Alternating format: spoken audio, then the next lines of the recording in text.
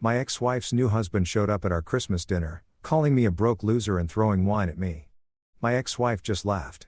He had no idea I wrote the algorithm his company uses. My royalty check was $50 million, and his boss was my college roommate. This is how I ended his career before dessert. Chapter 1. The Quiet Genius. Alexander Ross had learned to appreciate silence. His modern downtown loft with its floor-to-ceiling windows overlooking the Chicago skyline felt like a sanctuary from the chaos that had defined his marriage to Tanya. 3 years had passed since the divorce, and in that time, he'd rebuilt himself from the ground up. He stood at his mahogany desk reviewing the latest royalty statement from Tech Corp Industries. The numbers were staggering as they had been for the past 5 years. The Phoenix algorithm, his creation, his baby, had revolutionized predictive analytics in the tech industry. Every quarter, the deposits came like clockwork. This quarter, $12.3 million. His lawyer, Raul O'Connell, had structured the intellectual property agreement brilliantly. Alexander owned the algorithm outright. Companies licensed it. At 42, Alexander looked younger than his years. Regular gym sessions had kept him fit, and his salt and pepper hair gave him a distinguished appearance. But it was his eyes, sharp, calculating, always observing, that revealed his true nature. He was a man who saw patterns where others saw chaos, solutions where others saw problems. His phone buzzed, a text from his daughter, Abby. Dad, Mom insists you come to Christmas dinner at Grandma's. Says it's important for family unity. She'll be bringing Garrett. Please come for me. Christmas tree. Alexander's jaw tightened. Garrett Cole. The name alone made his blood pressure spike. Tanya's new husband of 6 months. A mid-level marketing executive at Tech Corp who strutted around like he owned the world. Alexander had done his research. Of course, Garrett was everything Alexander wasn't. Loud, flashy, desperate for attention. He drove a leased Mercedes, wore expensive suits he couldn't truly afford, and posted incessantly on social media about his executive lifestyle. The irony wasn't lost on Alexander. Garrett worked for Tech Corp, the same Tech Corp that paid Alexander millions for the Phoenix algorithm.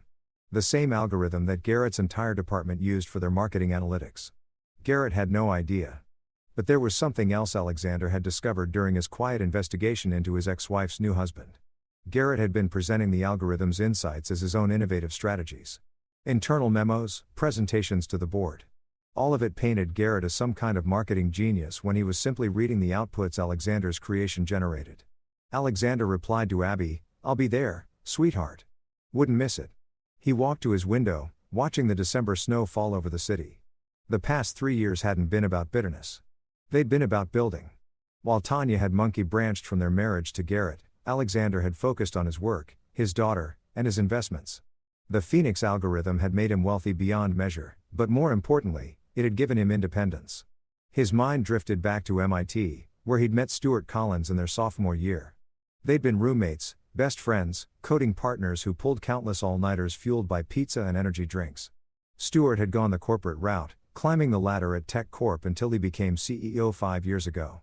Alexander had chosen the freelance path, consulting, creating, owning his work rather than selling his soul to a corporation. Stuart had been the one to license the Phoenix algorithm for Tech Corp, offering Alexander a deal that was almost too generous. $50 million up front, plus 3% of all revenue generated using the algorithm. Stuart knew genius when he saw it. That algorithm had generated over $2 billion for Tech Corp in 5 years. Alexander picked up his phone and dialed, "Alex, to what do I owe the pleasure?" Stuart's warm voice came through. "Just thinking about old times, Stu, how's everything at Tech Corporation? Crazy as always. We're preparing for the Q4 board meeting. The Phoenix algorithm continues to be our golden goose. I keep telling the board, we need to build a statue of you in the lobby." Alexander chuckled. "I'm sure the shareholders would love that. Hey, quick question. Do you know a Garrett Cole in your marketing department?" There was a pause. "Cole? Yeah, he's one of our marketing managers. Why do you ask?" "Just curious. I'll explain later. Listen, any chance you're free for Christmas?" "Actually, the board meeting got moved to the 26th, so I'm stuck in town." "What?" "My ex-wife is hosting Christmas dinner at her mother's place. Bringing her new husband. Thought you might enjoy the entertainment." Stuart laughed. "Tanya's new husband. This I've got to see. Text me the details." After hanging up, Alexander allowed himself a small smile. The pieces were falling into place. Chapter 2. The Gathering Storm. Christmas Eve arrived with fresh snow and bitter cold. Alexander dressed carefully. A charcoal cashmere sweater, dark jeans, and his vintage Rolex, a gift from Stuart when the Tech Corp deal had closed. He looked successful, but not showy, comfortable, but not casual. Abby had texted him throughout the day, clearly anxious about the dinner. At 19, she was home from Northwestern for winter break, studying computer science, much to Alexander's pride and Tanya's confusion. His daughter had inherited his analytical mind and thankfully his temperament. Dad. Garrett's already being insufferable. He's showing everyone his company car and talking about his executive achievements. Mom's eating it up. Grandma looks ready to murder someone. Alexander smiled. Tanya's mother, Mercedes Hooper, had never approved of the divorce. She'd called Tanya a fool for leaving a good man for a peacock. Mercedes was a sharp-tongued woman in her 70s who'd built her own successful catering business and had no patience for pretenders. He arrived at Mercedes's sprawling Victorian home in Evanston at 6 o'clock sharp. The house blazed with Christmas lights and through the windows he could see people moving about. He grabbed the wine he brought, a $500 bottle of Chateau Margaux, not to show off, but because Mercedes appreciated quality, and headed to the door.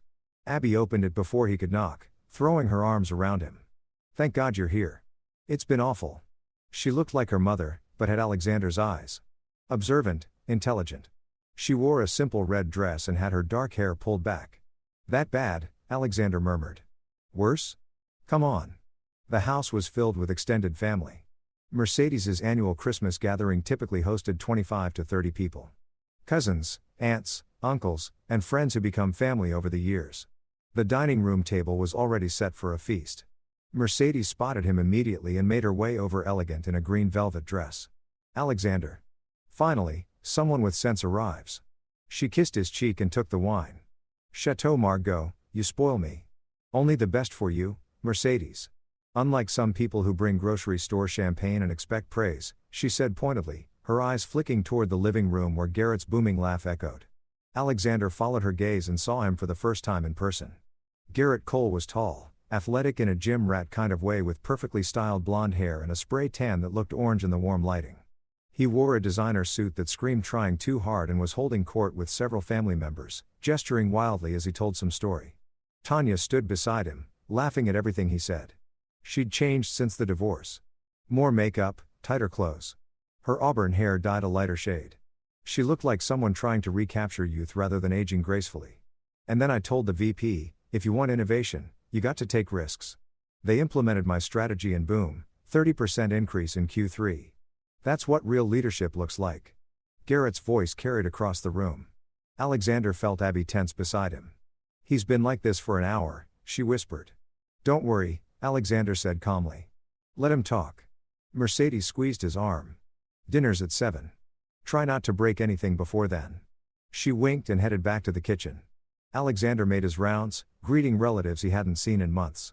Everyone asked about his work with genuine interest, though he kept his answers vague, consulting, mostly, keeping busy. No one needed to know about the millions sitting in his accounts. At 6:45, his phone buzzed outside. "This is going to be good." Alexander stepped out onto the porch and found Stuart leaning against a black Tesla, grinning. Stuart had aged well too. Same sharp features though his hairline had receded slightly. He wore an expensive wool coat and carried a bottle of Domino. "Alex, you look good. Life after divorce suits you." They embraced briefly. "You look like a CEO. It suits you. So where's this new husband of Tanya's? I'm dying to meet the man who thinks he's hot inside, regaling everyone with tales of his brilliance. Fair warning, he works for you." Stuart's eyebrows shot up. "You're kidding. Garrett Cole is Tanya's new husband. Small world, isn't it?" Stuart started laughing. "Oh, this is too good. The clown has been submitting reports claiming he's developed proprietary analytical strategies. I've seen his presentations. He's literally just copying Phoenix outputs and rebranding them as his insights." "I know. I've seen them, too." Stuart's expression shifted from amusement to understanding. "You're planning something." "Just planning to enjoy Christmas dinner with family." Alexander's smile was enigmatic. "I know that. Look, you're about to destroy someone. Would I do that at Christmas dinner? Absolutely. And I wouldn't miss it for the world. What do you need from me?" Alexander's smile widened. "Just follow my lead and maybe keep your phone handy." They walked inside together and the energy in the room shifted immediately. Several people recognized Stuart from TechCore's frequent media appearances. The boy genius CEO who'd taken a struggling company and turned it into a tech giant. Garrett noticed too. His eyes lit up with the desperation of a social climber spotting an opportunity. Chapter 3. The calm before dinner was called and everyone moved to the expansive dining room. Mercedes had outdone herself. Roasted turkey, glazed ham, 7 different side dishes, and enough desserts to feed an army. The table was set with her fine china and crystal glasses.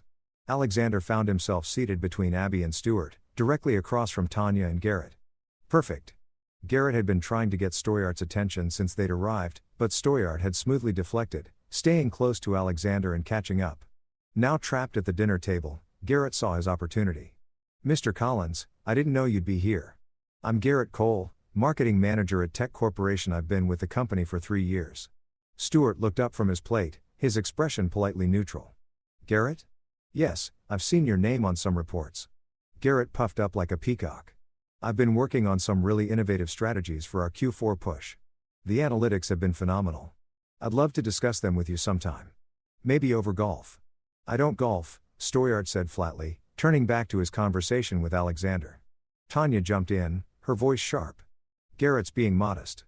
He's the one who developed the new marketing framework everyone's talking about. His boss says he's on track for VP. Alexander sipped his wine, saying nothing. Abby kicked him gently under the table. A warning or encouragement, he wasn't sure which. Garrett's attention shifted to Alexander for the first time. "Alex, right? Tanya's mentioned you. You do computers or something?" "Something like that." Alexander replied evenly. "It's a tough field. Lots of competition. I imagine you're scrambling for clients, especially in this economy." Garrett's tone was dripping with condescension. Several people at the table shifted uncomfortably. Mercedes' fork stopped halfway to her mouth. "I manage," Alexander said. Tanya laughed. "A brittle mean sound. Alex does freelance consulting. He worked from home. It's very flexible." The implication was clear. Alexander was struggling while Garrett was thriving. Garrett leaned back, warming to his audience. "You know what, Alex? I can maybe put in a good word for you at Tech Corporation. We're always looking for junior developers. The pay isn't great to start, but it's steady. Better than chasing contracts." The table went silent. Mercedes looked ready to intervene, but Alexander caught her eye and gave a subtle shake of his head. "That's generous, Garrett. But I'm quite happy with my current arrangement."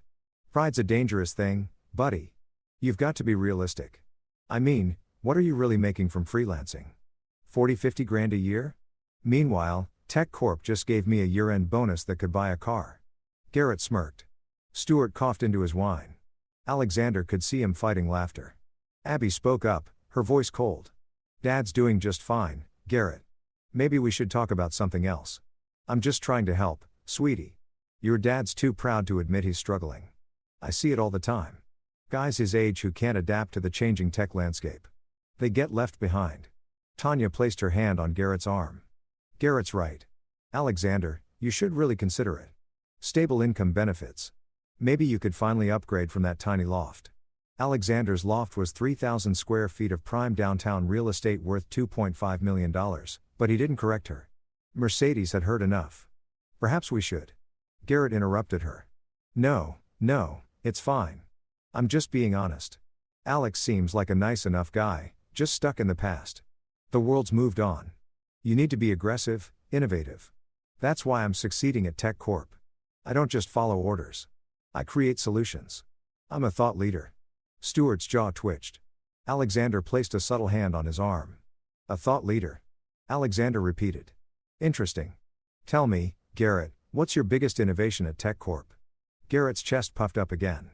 "The Phoenix implementation strategy. I developed a framework for utilizing advanced predictive analytics to optimize marketing spend across 17 different channels simultaneously. Increased ROI by 32%. The board was blown away. My VP said it was the most innovative approach he'd seen in 15 years. Stuart was gripping his wine glass so hard Alexander thought it might shatter. "The Phoenix implementation strategy," Alexander said slowly. "Catchy name. I'm good with branding. It's about understanding the technology and making it work for you. Most people just see numbers. I see opportunities. And this technology you're using, where did it come from?" Garrett waved his hand dismissively. "Some external contractor developed the base algorithm years ago. But the real genius isn't how you apply it. That's where I come in. The contractor just wrote code. I turned it into a business strategy. Some contractor, Alexander murmured. Tanya jumped back in, sensing an opportunity to twist the knife. See, Alexander, this is what success looks like. Garrett's going places. He's already being considered for regional director. We just bought a house in Lincoln Park. 4 bedrooms, completely renovated. Congratulations, Alexander said genuinely. I'm sure you'll be very happy there. His calm response seemed to irritate Tanya. She'd expected hurt or jealousy. Garrett, emboldened by wine and ego, pressed on. You know what, Alex? I feel bad for you sitting here watching your ex-wife thrive with a real man, knowing you couldn't provide for her the way I can. I've got to sting. The table erupted in uncomfortable murmurs. Abby stood up. That's enough, Garrett. Sit down. Abigail. Tanya snapped. Garrett's just being honest. Mercedes stood as well. In my house, we treat guests with respect. Garrett stood, swaying slightly. The wine had gone to his head. Respect? This broke loser shows up to family dinner like he belongs here. He couldn't keep his wife happy. Can't hold down a real job. And he's sitting next to my boss trying to what? Network. It's pathetic. He grabbed his wine glass and before anyone could react, threw the contents across the table. Red wine splashed across Alexander's face and sweater, dripping onto Mercedes's antique tablecloth. The room exploded. Mercedes started shouting. Abby was crying. Family members jumped up, but Alexander simply sat there, wine dripping from his face, perfectly calm. He pulled out his handkerchief and carefully wiped his face. Then he looked at Stuart, who was staring at Garrett with undisguised fury. Stuart, Alexander said quietly. Maybe now would be a good time for that phone call. Stuart pulled out his phone, his hands shaking with rage. With pleasure. Chapter 4. The first crack. The chaos continued around them as Alexander calmly wiped wine from his face. Garrett stood triumphantly, Tanya's hand on his arm. Both of them smirking as if they'd won some victory. The rest of the family looked horrified. Mercedes grabbed a towel and rushed Alexander. I'm so sorry. This is unforgivable. It's fine, Mercedes. Really? Alexander's voice was steady, almost serene. He looked at Garrett. Feel better now? Actually, yeah, I do. Someone needed to put you in your place. Garrett's confidence was at its peak. He turned to Stuart. Mr. Collins, I apologize you had to witness this family drama. Some people just can't handle being around successful individuals. Stuart stood slowly and there was something dangerous in his posture. Garrett, I need you to listen very carefully to what I'm about to say. Of course, sir. Like I said, I'd love to discuss my performance review. You're fired. The room went silent. Even the relatives who'd been cleaning up the wine spill froze. Garrett laughed nervously. I'm sorry. What? You're terminated. Effective immediately. Security will box up your desk on the 26th. Your access cards will be deactivated tonight. You have 30 days to remove yourself from company health insurance. The color drained from Garrett's face. You can't. This is a joke. Mr. Collins, I'm one of your best performers. You're a fraud. Stuart's voice was ice. You've been claiming credit for work you didn't do. Presenting insights generated by proprietary technology as your own innovations and systematically lying to your superiors about your contributions. That's grounds for termination and possibly legal action. Tanya stood up. This is ridiculous. You're firing him because he threw wine at your friend. That's abuse of power. I'm firing him because he's a thief and a liar. Stuart turned to Alexander. Alex, would you like to explain or should I? Alexander stood brushing wine drops off his sweater. He looked at Garrett with something close to pity. The Phoenix algorithm, the external contractor. Who developed it? That was me. Garrett's face went from pale to gray. That's your lying. Am I? Alexander pulled out his phone and opened his email. Here's the original licensing agreement between myself and Tech Corp signed 5 years ago. $50 million upfront payment plus 3% of all revenue generated using the algorithm. Stuart, how much revenue has Phoenix generated for Tech Corp? Approximately $2.1 billion, Stuart replied. Abi's eyes went wide. She'd known her father was comfortable. But this, Alexander continued, his voice calm, but carrying to every corner of the room. That means I've received roughly $113 million in royalty payments over 5 years. This quarter alone, I made $12.3 million. The algorithm you've been claiming as the foundation of your innovations, I own it. Every single line of code. Tanya sat down heavily, her face ashen. But here's the thing, Garrett. I didn't mind you using it. That's what it's for. Companies license it to improve their business. What I do mind is you presenting its outputs as your own genius. You've been telling people you developed the Phoenix implementation strategy when really you've just been reading the reports my algorithm generates and repackaging them. Garrett's mouth opened and closed like a fish. I added value. I interpreted the data. You copied and pasted. Stuart interjected. I pulled your reports this afternoon after Alex called me. 87% of your innovative strategies are word for word from Phoenix outputs. You've been committing intellectual property fraud. Everyone uses the algorithm. Garrett's voice was desperate now, looking around the table for support and finding none. Everyone uses it and credits it properly. Stuart said, they don't claim they invented the insights. You presented yourself to the board as the creator of novel methodologies. You've been lying to collect bonuses and promotions based on someone else's work. Alexander's phone buzz. He glanced at it and smiled slightly. Ah, here we go. That's my lawyer, Raul O'Onnell. I forwarded him Garrett's internal presentations earlier this week. He's confirmed we have grounds for a lawsuit for unauthorized appropriation of proprietary intellectual property and fraud. Garrett stumbled backward. You're suing me? Not yet. That depends on how cooperative you are. Alexander's voice remained calm, but there was steel underneath. You have two choices, Garrett. Option 1, you sign a statement admitting to the fraud. Return all bonuses received based on false performance claims. I believe it's roughly $85,000 over the past 18 months and agreeing never to work in tech analytics again. You do this quietly and we don't pursue legal action. Or Garrett's voice was barely a whisper, or we go to court. I have documentation of every instance where you claimed credit for Phoenix-generated insights. I have emails where you explicitly told colleagues you developed these strategies yourself. I have internal memos where you pitch yourself for promotion based on innovations that were actually my algorithm's outputs. In court, this becomes public record. Your name gets attached to fraud. You become unhireable in any professional capacity, Stuart added. And Tech Corp will pursue its own legal action for the bonuses paid under false pretenses. We take intellectual property very seriously. Garrett looked at Tanya desperately. She was staring at Alexander like she was seeing him for the first time. How long have you known? She whispered. Alexander turned to her. That he worked for Tech Corporation since you started dating. That he was committing fraud. About 6 months ago, Stuart and I have been documenting everything. And you just waited. I waited for the right moment. You wanted to parade him in front of our family, show everyone how much better off you were. I thought it was only fair to let the truth come out in the same venue. Mercedes was smiling behind her napkin, enjoying this far more than she probably should. Garrett found his voice again. You did this for revenge because Tanya left you? That's pathetic. No, Alexander said calmly. I did this because you threw wine in my face and called me a broke loser in front of my daughter and family. The revenge was already planned. That just determined the timing. He looked around the table at the stunned faces. For 3 years, I've watched Tanya post on social media about her successful new life with her executive husband. I've listened to Abby tell me stories about Garrett's arrogance and condescension. I've seen the way you both looked down on me, pitied me, assumed I was struggling, and I said nothing because I didn't care. My success doesn't require an audience. But tonight, you made it personal. You humiliated me in front of people I care about. So, yes, Garrett, I planned this. I've been planning it for months, and it's not over yet. Chapter 5. The depths revealed. The room remained frozen. Everyone processing what they just witnessed. Garrett stood there, his expensive suit now looking like a costume, his carefully crafted image crumbling.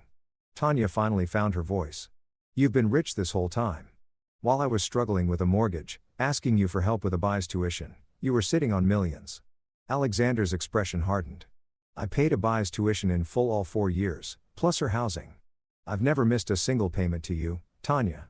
The divorce settlement gave you the house, half our savings, and alimony until you remarried, which you did 6 months ago and in my obligation. I've been more than fair. Fair? You let me think you were barely scraping by. I never lied to you. You assumed there's a difference. He turned to Abby. Did you know I was struggling? Abby shook her head, tears streaming down her face, but she was smiling. You paid for everything. You took me on vacation to Italy last summer. You bought me a car for my 18th birthday. I knew you were doing well, but she looked at Garrett with disgust. I tried to tell them.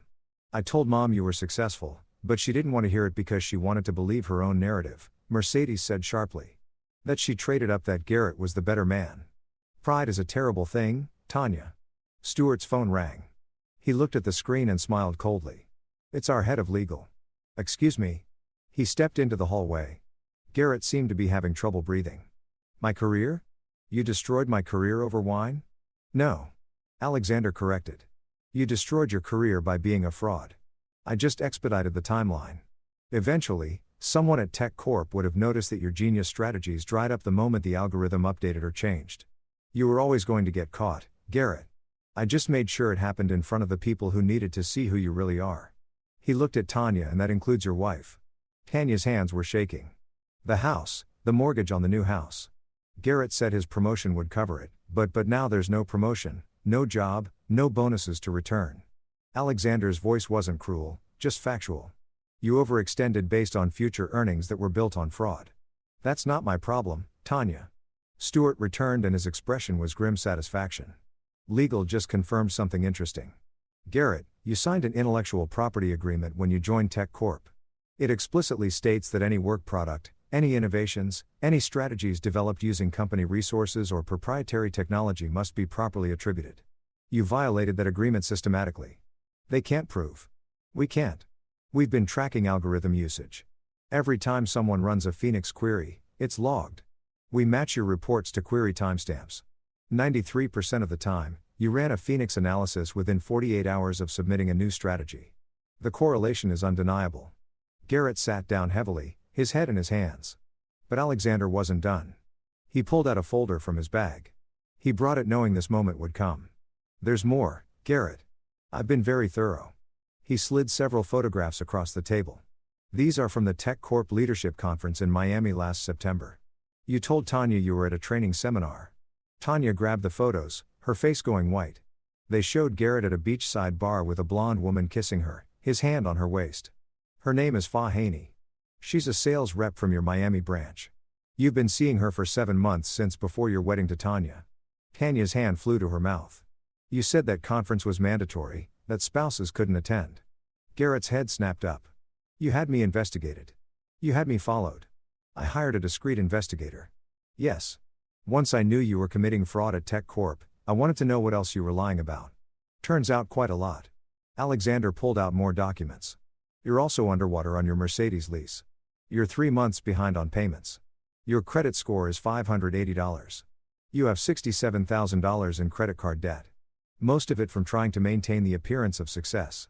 The designer suits, the expensive dinners, the watch you're wearing, all bought on credit you can't afford. Tanya was crying now, but they weren't tears of sadness. They were tears of rage and humiliation. The house he just bought. Garrett put down 3% with an adjustable rate mortgage because it was the only way you qualified. When his promotion didn't increase his income enough, he planned to refinance using Tech Corp stock options he claimed were coming. Stock options that were predicated on his innovative performance that was fraudulent. Mercedes whistled low. You're not just a fraud, boy. You're a disaster. Stuart looked at Alexander with newfound respect. Remind me never to piss you off. This is insane, Garrett shouted, standing up again. You can't just destroy someone's life like this. You destroyed your own life, Alexander said quietly. I just documented it. Every piece of information I've shared tonight is a matter of record. The fraud, the debt, the affair, all real, all your choices. I didn't create these problems, Garrett. You did. He stood and addressed the room. I came here tonight knowing this would happen. I've known for months. I could have handled this quietly. Sent the evidence to Stuart. Let him fire Garrett. Let the marriage implode on its own. But Garrett made it clear how he sees people he considers beneath him. The contempt, the cruelty, the casual humiliation that needed to be answered publicly. Abby stood and hugged her father tightly. I'm so proud of you, Dad. Over her shoulder. Alexander looked at Tanya. You left me because you said I was too passive, too quiet, too unwilling to fight for what I wanted. You wanted someone aggressive, someone who projected power. Well, you got him. How's that working out?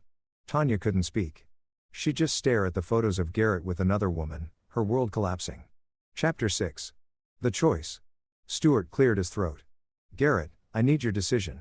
Sign the admission and return the bonuses or we proceed with legal action. You have 60 seconds. Garrett looked around wildly as if searching for an escape route. His eyes landed on Alexander. What do you want? Money?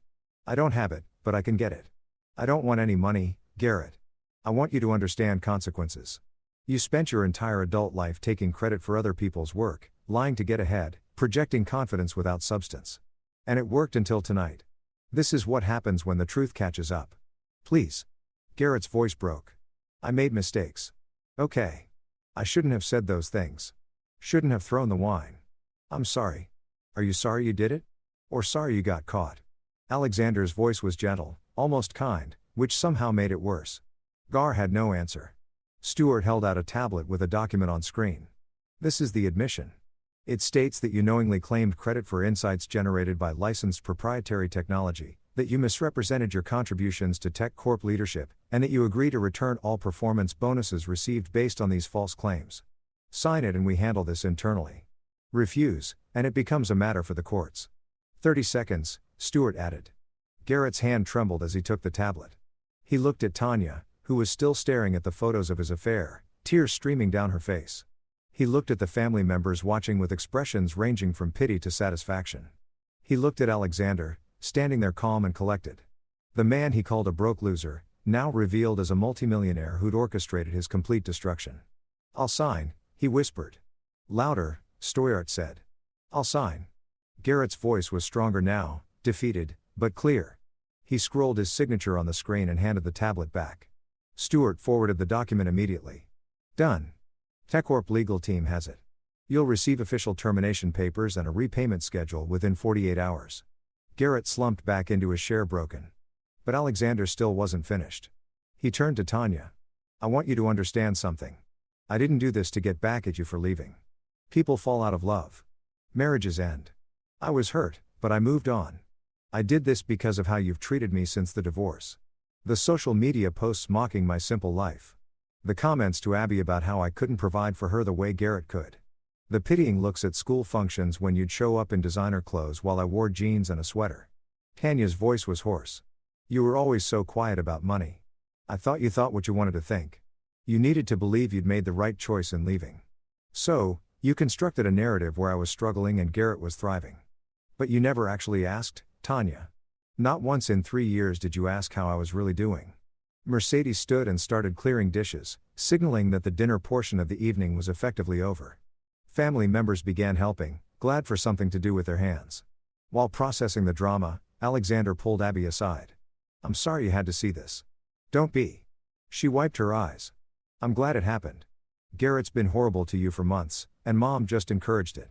They both needed to see that their actions have consequences. You're wise beyond your years. I learned from the best. She hugged him again. Dad, why didn't you ever tell me about the algorithm money?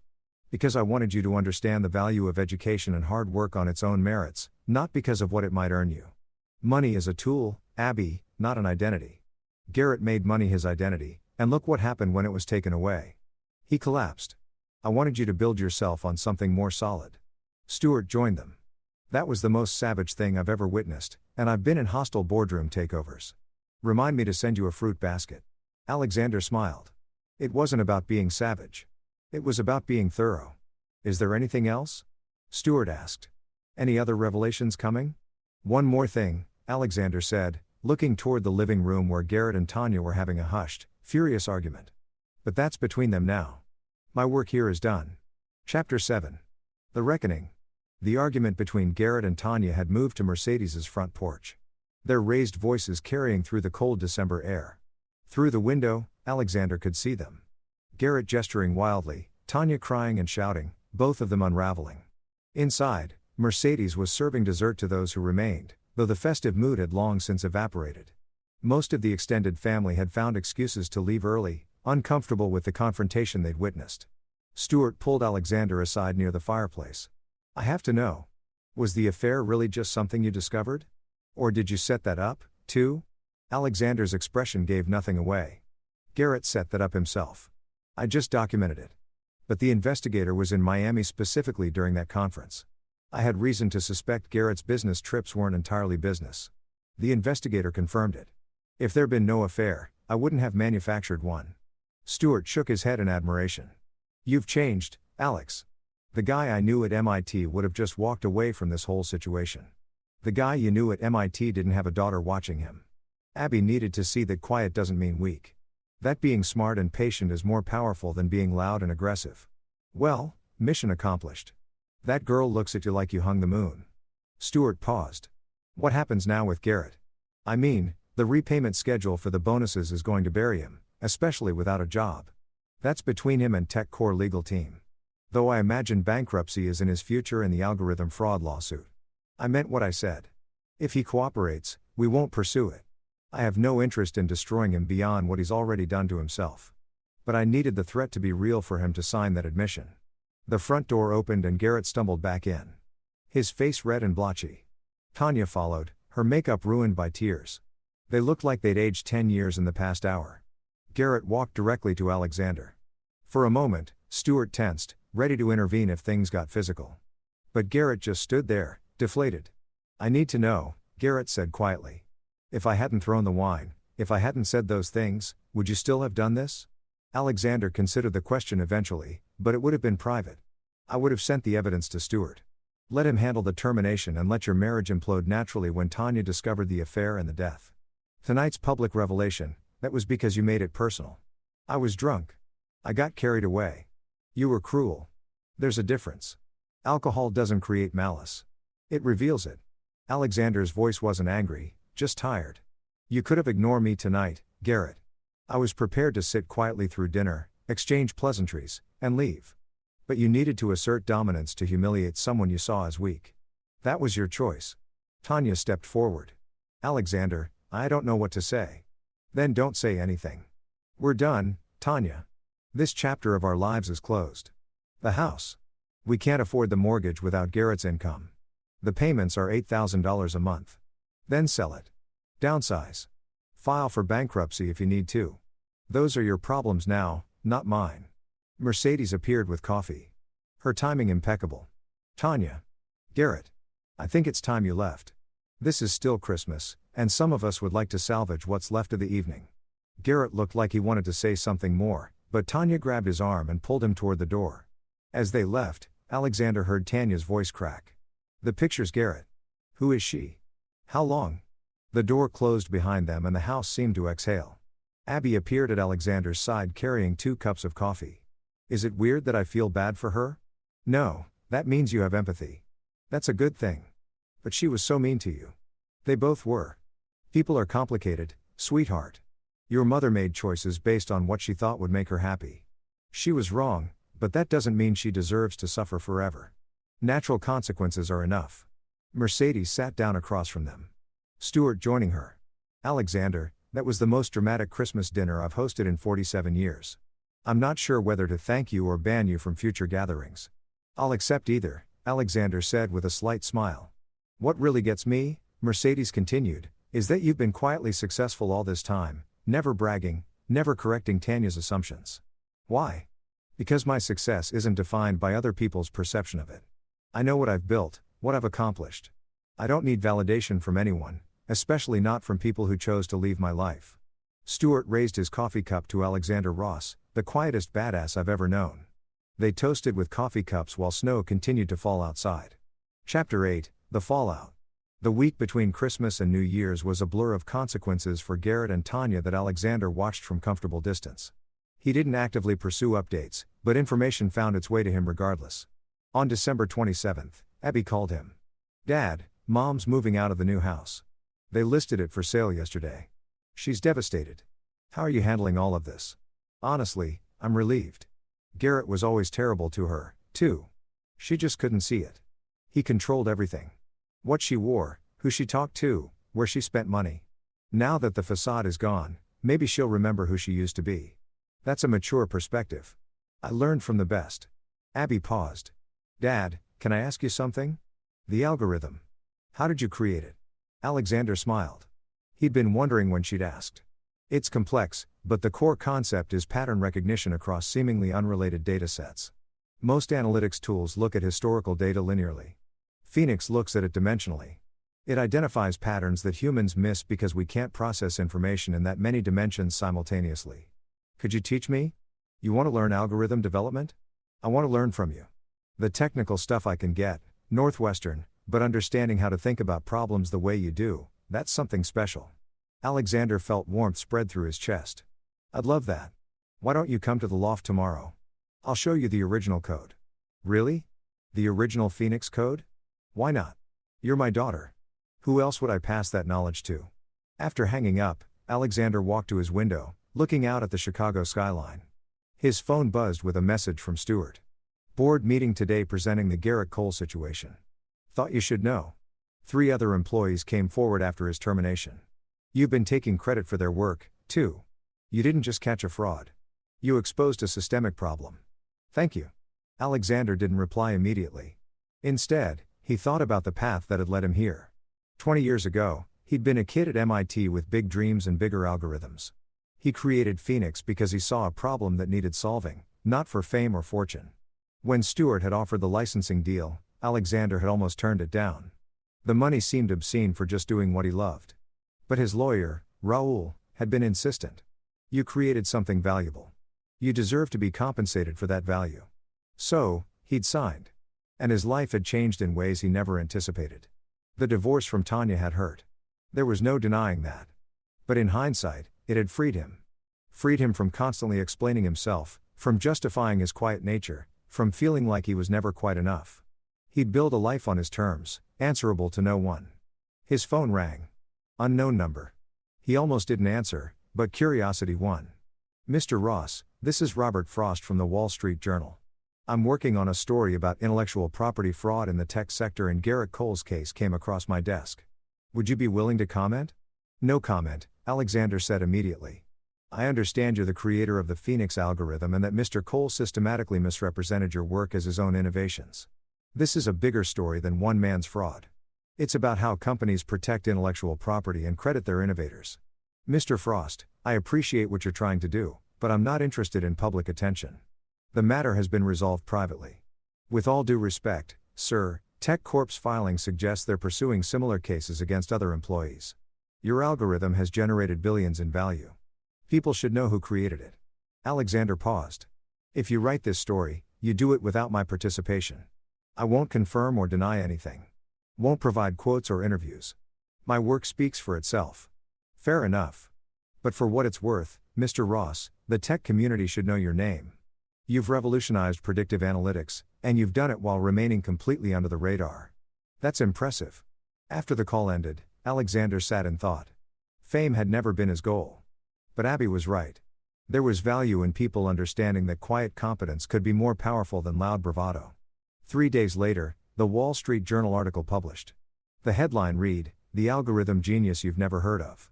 How Alexander Ross Revolutionized Tech and Exposed a Fraud." The article was thorough but respectful, focusing on Phoenix's technical innovations and its massive financial success without sensationalizing the Garrett situation. It painted Alexander as a reclusive genius who'd built an empire while maintaining complete privacy. Within hours, his LinkedIn profile had 10,000 new connection requests. His email was flooded with interview requests, speaking opportunities, and business proposals. He ignored all of it. Chapter 9, The New Beginning. New Year's Eve found Alexander at his loft with Abby, teaching her the fundamentals of algorithmic thinking. They'd spent the past week going through Phoenix's code with Alexander explaining not just what the code did, but why he made each design choice. The key, he explained, pulling up a particularly complex section, is understanding that computers are literal, but humans are contextual. You have to translate human context into literal instructions, and that requires you to think in both languages simultaneously. Abby was furiously taking notes. This is so much more interesting than my classes. Professor Jenkins just has us memorizing syntax. Syntax is important, but it's just the alphabet. This is learning to write poetry. His phone buzzed. Mercedes family dinner tomorrow for New Year's Day. Just us, you, me, Abby, and Stuart if he's free. No drama, I promise. Alexander smiled and confirmed. At 11:30 p.m., as they were debugging a section of code Abby had written, the building's front desk called up. Mr. Ross, you have a visitor, a Ms. Tanya Callahan. Should I send her up? Alexander and Abby exchanged glances. Give us a minute, Alexander said. Dad, you don't have to see her. I know, but maybe I should. He picked up the phone, sent her up. Tanya looked different. No designer clothes, minimal makeup, her hair pulled back in a simple ponytail. She looked like the woman he'd married 20 years ago before the need to compete and impress had consumed her. I'm sorry to just show up, she said quietly. I know I have no right. Come in, Alexander said. They sat in the living room while Abby diplomatically retreated to the study. Through the windows, the Chicago skyline glittered with New Year's preparations. I've been doing a lot of thinking this week, Tanya began. About our marriage, about why I left, about what I was looking for with Garrett. Tanya, you don't owe me explanations. Let me finish, please. She took a breath. I left because I thought you were too passive, too content with enough. I wanted excitement, ambition, someone who fought for things. And when I met Garrett, he seemed like everything you weren't. Aggressive, ambitious, always pushing for more. I know you told me this 3 years ago, but I was wrong about what those qualities meant. Garrett wasn't ambitious. He was desperate. He wasn't confident. He was insecure and compensating. And he wasn't fighting for anything real. He was just fighting to seem important. Alexander said nothing, letting her continue. You were never passive, Alexander. You were strategic. You were never content with enough. You just didn't need to broadcast your success to feel validated. Everything I criticized you for was actually strength. And I was too stupid to see it. You weren't stupid. You wanted different things. That's allowed. I humiliated you. For 3 years, I made you the punchline of my success story. I let Garrett treat you terribly. I laughed when he threw wine in your face. Tears were streaming down her cheeks now. And you could have destroyed me at any point. You could have told everyone about your success, made me look like a fool. But you didn't. Why? Because proving you wrong wouldn't have made me happy. Being successful and secure in who I am. That's what makes me happy. Your opinion of me stopped matching the day you left. Tanya flinched as if struck. God, that's brutal. It's honest. Tanya, I don't hate you. I don't wish bad things for you, but I also don't need your validation or your apology. I've moved on. Garrett and I are getting divorced. I caught him with fate 2 days ago. He'd been planning to leave me once he got the VP promotion. He just wanted to use my credit to secure the house first. I'm sorry you're going through that. Are you really? Alexander considered. Yes. Not because I want you back or because I'm enjoying your pain, but because I remember the woman I married and she deserved better than Garrett Cole. I hope you find that again someday. Tanya laughed bitterly. The woman you married was already turning into the woman who left you. Maybe this is what I deserve. Nobody deserves to be cheated on and used. Learn from it and do better next time. They sat in silence for a moment. Finally, Tanya stood. Thank you for seeing me. And Alexander, I really am sorry for all of it. I know. Take care of yourself, Tanya. After she left, Abby emerged from the study. That was big of you, Dad. Being kind to her after everything. Holding on to anger takes energy, and I'd rather use that energy for something productive. Besides, I have everything I need right here. My work, my daughter, my peace of mind. Why would I waste time on bitterness? At midnight, they watched fireworks explode over the city, ringing in the new year. Alexander's phone lit up with messages. Stuart, Happy New Year to the smartest person I know. Don't ever change, Mercedes. To new beginnings and old victories. See you tomorrow, Raul. 3 new licensing inquiries for Phoenix. We're going to have a very profitable year. Happy New Year, Alex. Abby raised her glass of sparkling cider. To my dad, the badass who taught me that real power doesn't need to be loud. Alexander clinked his glass against hers. To being true to yourself, no matter what anyone else thinks. As fireworks continued to light up the sky, Alexander reflected on the journey that had brought him here. He'd built an algorithm that changed an industry, amassed a fortune that gave him freedom, and navigated betrayal with dignity and strategic precision. But more than any of that, he taught his daughter that success isn't measured by others' opinions. It's measured by your own integrity and peace of mind. Garrett Cole had tried to humiliate him at a Christmas dinner to make him feel small in front of his family. Instead, he'd triggered his own complete destruction while Alexander remained standing unshaken, stronger than ever. The algorithm of revenge, Alexander thought, wasn't about destruction. It was about revelation. He hadn't destroyed Garrett. He'd simply revealed who Garrett truly was and let natural consequences do the rest. That was the beauty of real power. It didn't need to be cruel or vindictive. It just needed to be patient and precise.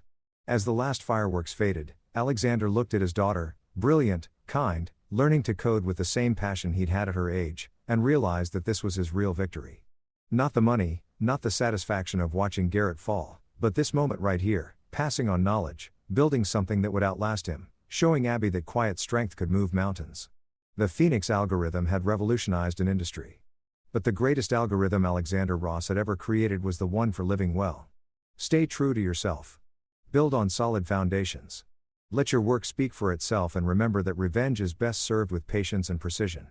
In the window's reflection, he caught sight of himself. Successful, content, at peace.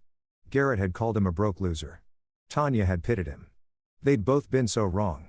It was almost funny. Almost. Alexander smiled, raised his glass to the skyline, and stepped into the new year with his daughter beside him and his future bright before him. The algorithm had worked perfectly. The variables had been controlled. The outcome was optimal. Victory, he thought, had never tasted sweeter. And there you have it.